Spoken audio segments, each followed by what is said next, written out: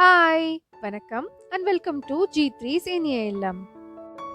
Do you have any idea of how to prepare a leave-in hair conditioner?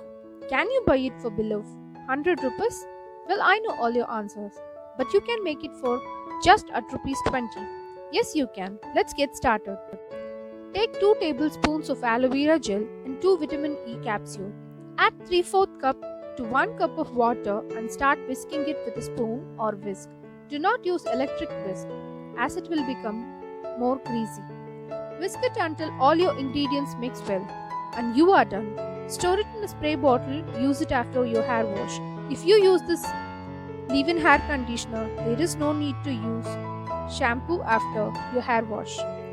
This conditioner contains aloe vera gel and vitamin E capsule, so it repairs your dead skin cell on your scalp and gives more elasticity and prevents breakage. If there is more elasticity, your hair will look more bouncy and voluminous.